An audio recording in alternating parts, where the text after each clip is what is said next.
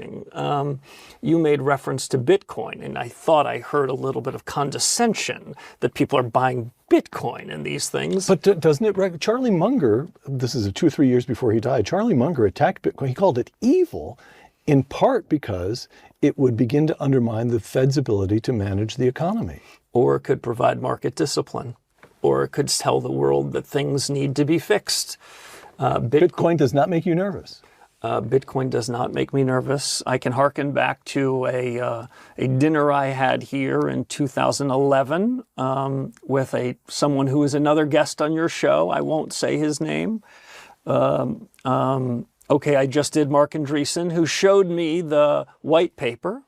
That was the original white paper. I wish I had understood as clearly as he did how transformative Bitcoin and this new technology would be. Bitcoin doesn't trouble me. I think of it as an important asset that can help inform policymakers when they're doing things right and wrong. It is not a substitute to the dollar. I think it can often be a very good policeman for policy.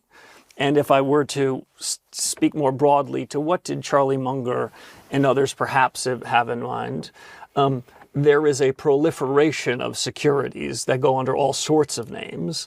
Many, if not most of them, are not worth what they might be being traded for. So what did Charlie say, and maybe his pal Warren say? There's the innovators, the imitators, and the incompetents. They're real innovators that are happening in and around that new technology. And what I would try to impart towards businesses and bankers is that the underlying technology that Mark showed me in that white paper, or tried to show me in that white paper, it's just software. It's just the newest, coolest software that will provide us an ability to do things that we could never have done before. Can the software be used for good and evil? Yes, both, like all software. Right. So I don't cast aspersions like that.